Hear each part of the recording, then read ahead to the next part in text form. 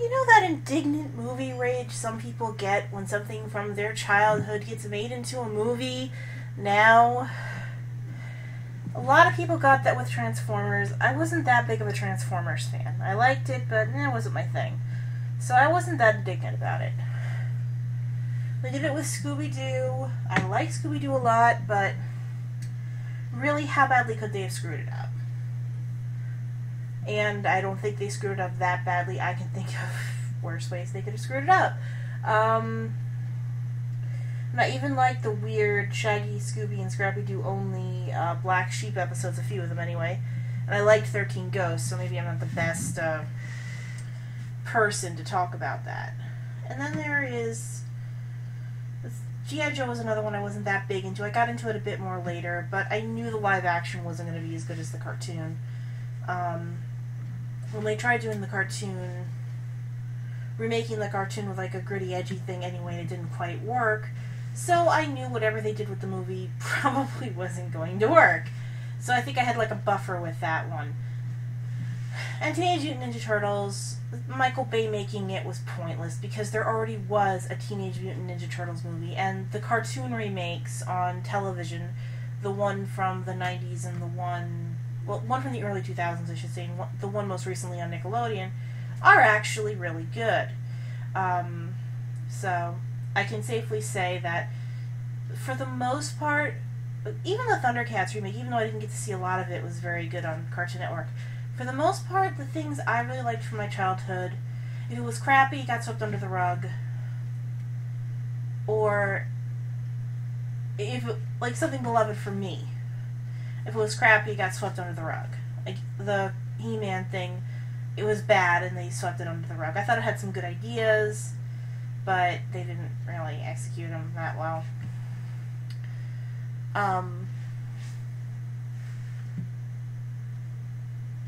Then, after a late night shower, I decide to check Tumblr one more time before going to bed, and I see a trailer. Jem and the Holograms.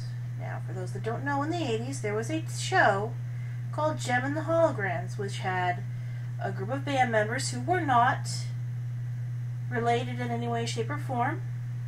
I don't believe so, anyway. There was basically a plot of a rival band called the Misfits versus Jem and the Holograms. The Misfits were bad, heavy metal, nasty girls. I liked the Misfits, though. I love their music. I like the Jem and the Holograms music, too. I liked both bands. But they would do generally evil things for the most part. While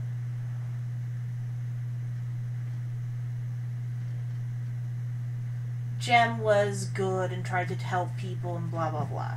It was basically 80s greed versus being charitable and good. The way Jem worked was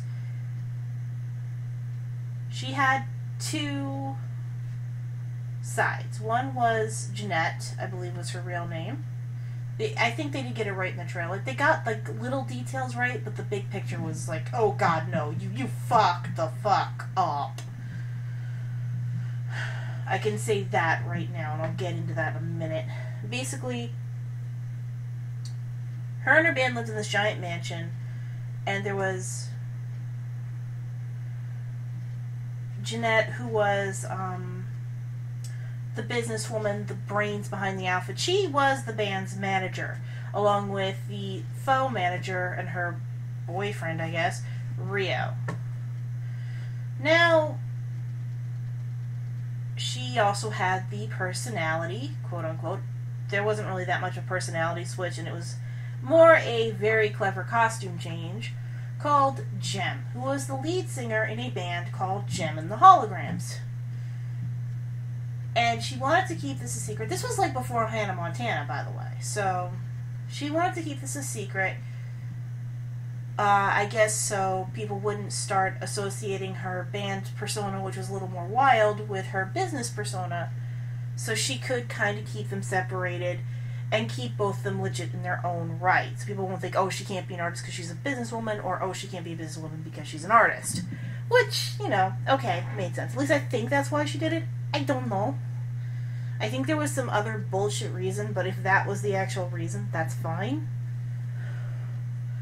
And the only people that knew were Rio and the Holograms. And the way she would transform is with magic earrings connected to a computer that her father designed called Synergy.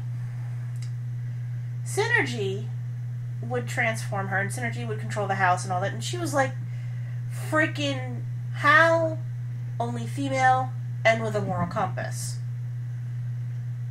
And a holographic body, which was kind of cool. I had a doll of Synergy when I was a little girl, so that was kind of awesome.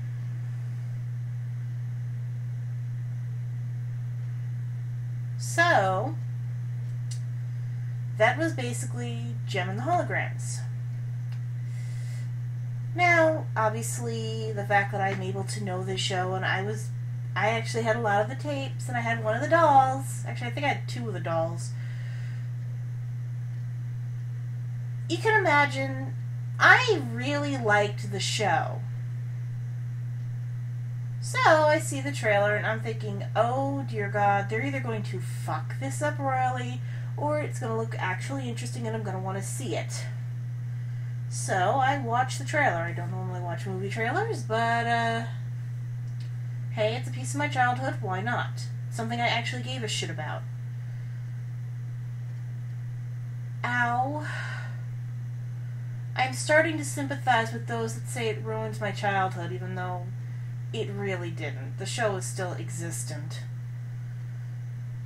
What they did is first they made all of them basically sisters. Okay, fine, maybe you need an excuse to get them together, even though the show gave a perfectly laudable one of they met randomly and decided to form a band, like most bands form. Then they throw in this bullshit about they only want Jem in the spotlight. That wasn't how the show fucking worked. Jem was never the only one in the spotlight. Yes, she was the lead singer, but it was Jem and the Holograms. That was the title of the fucking show. And everyone wanted Jem and the Holograms. Everyone had their favorite hologram. That's actually how bands work. This is like a weird pet peeve of mine, but why do they do this in movies about the musicians where they want to focus only on the lead singer, when in actuality, the way bands work, and it's always in every band parody, the way any band works is everyone has their favorites and you try to focus on all of them equally so everyone is happy. Dear God, is that so fucking hard?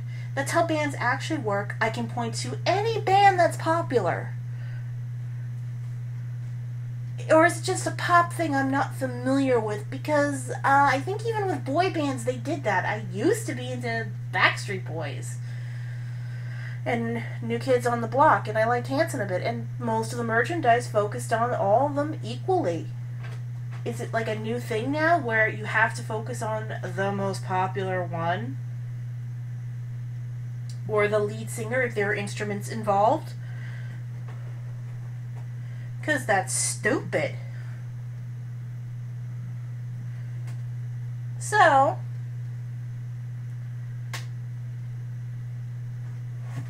we have that bullshit. There's one mention of Synergy in the trailer. There's no signature star earrings, and the transformation isn't because of Jeanette herself. In the show, Jem's the one who decides to have the two separate personalities. Well, separate personas, I should say. They weren't really separate personalities. She wasn't crazy. In the movie, it's a producer.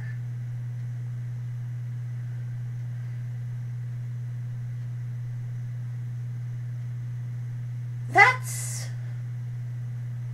Also, Starlight was Jem's company. She owned it.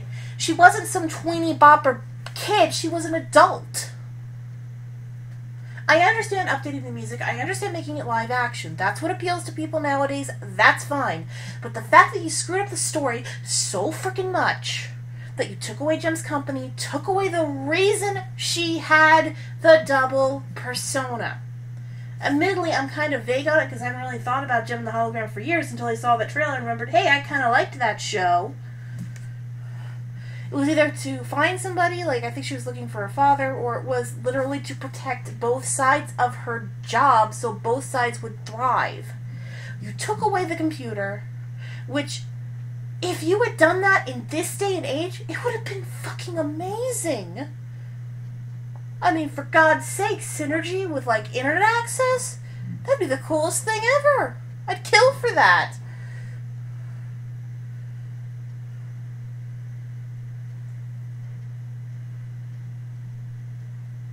You basically took away about 75% of what made the show the show. And there was no mention of the Misfits. None.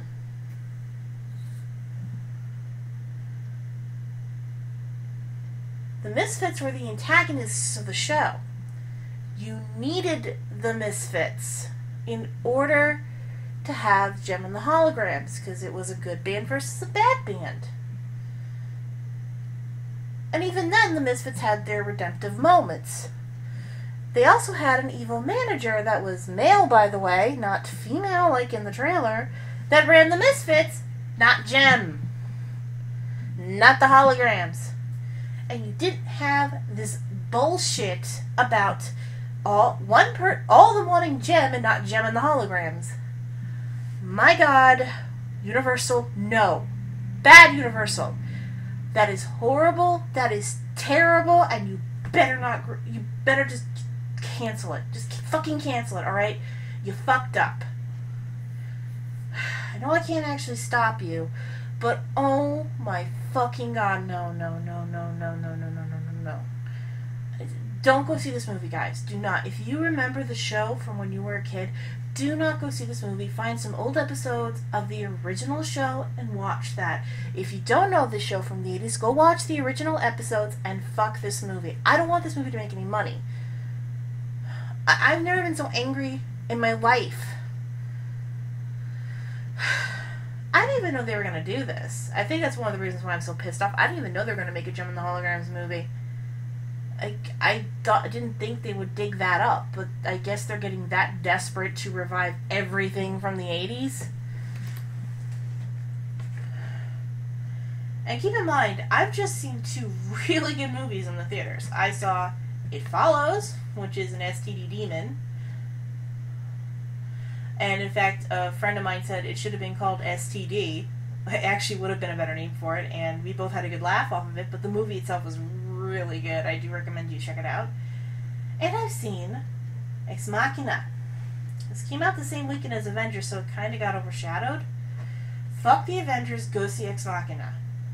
It is a very interesting story about an AI.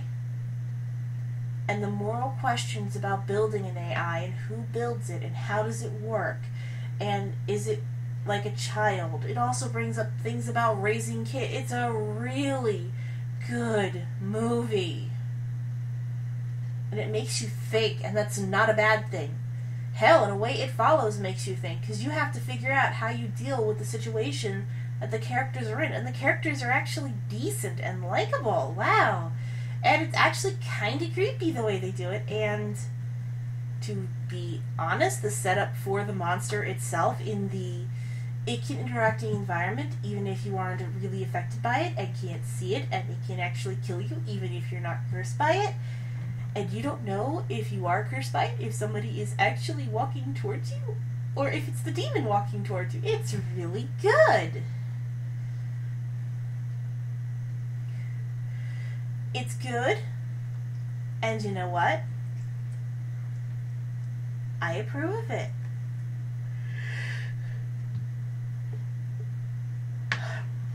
Sorry, yawn. So I saw 2 really good movies, and now I'm seeing that they're making Gem and the Holograms into a movie, and they're fucking it up. Just from the trailer, I can tell they're fucking it up. I understand wanting to modernize it. You don't have to modernize it to the point where you take away what made the show good.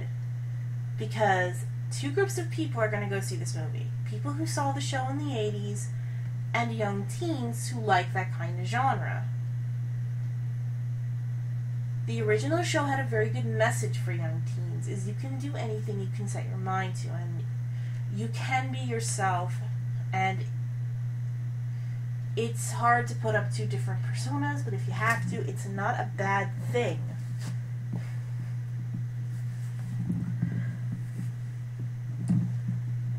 It's odd, but I liked it. In fact, I should see like what movies they're going to make as movies this year, or what's going to be released this year, and see how many are shows from my time, and kind of just go through how they should do it. Look at the trailer if I care about it. If it's something I really didn't care about, like okay, the Smurfs that everyone was complaining about, I really wasn't a big fan of that show when I was a kid. I didn't care. I knew it was going to be stupid. Yogi Bear I didn't go see because I knew they were going to fuck that up. Yogi Bear is not meant for movie length. You know, I can't even like fully blame the people who made the movie. Yogi Bear is not meant for movie length. He's meant for half an hour tops. Maybe an hour if it's a holiday special, and you can pad it with a few songs. That's no slight on the character, it's just that's kind of the way the character's built. But Gem and the Holograms would have been an interesting movie. In fact, they had a movie dealing with the origin of Gem and the fucking Holograms. What a thought! And the music was great. If I could find some of the old Gem songs, I'd be very happy. I guess I should start hunting around. And if somebody sends me the Gem and the Holograms CD soundtrack for the movie, I'm probably going to murder them horribly. Because the songs sound like generic pop bullshit. Hopefully they at least had the wherewithal to write original songs for it, because Gem actually did do original songs. They didn't do remade ones like a lot of other, like the Chipmunks would do. I liked the Chipmunks, although I knew... That was another trailer that actually pissed me off, thinking that it was the Chipmunks. I used to like Alvin and the Chipmunks when I was a kid, but it already got under my skin in that the Chipmunks were chipmunk size in the trailer for their first movie. And I remembered them, even in like the really old cartoons that my parents watched, I remember them being about child height. You know, the height of, say, a 4-year-old kid? Human-sized, basically? Not full-sized human, but human-sized? Not actually chipmunk-sized. What a thought. So that alone made me not want to see Alvin and the Chipmunks. The other thing was I knew it was going to have pop songs I didn't like, because Alvin and the Chipmunks thing was, well, singing popular songs. Like Bad to the Bone. I remember Alvin singing Bad to the Bone, alright? It was weird, but as a kid I liked it, and it introduced me to a lot of the classic rock I like now. But again, Gem didn't do that. Gem did original songs, so I'm hoping they at least got that part right, in that they made original songs for it. Because if they're just doing a rehash of various pop songs, I'm going to be even more pissed. But I don't know what the pop songs are of the day, so... Not because I'm an old, crotchety woman, it's because I haven't listened to the radio in a while. Give me a break. I kind of just, check on my own bands, and that's it. Or I look on Amazon for CDs that look interesting to me. I never really was that much into the popular scene, and it was the outside forces telling me what was going on. So, it's not me being a crotchety old woman about the music. In fact, the music is the least of my worries in that. Like, yeah, it sounds like generic pop. I'm just hoping they wrote original songs for it to get that right at least. It's literally the fact they took out part of the essence of what made the show the show. Oh my god. Anyway, you'll see a sequel video to this where I actually do see what the releases are, and if there are any... Yes, Fuzzy, I'll let you out in a second. Any movies that I gave a shit about.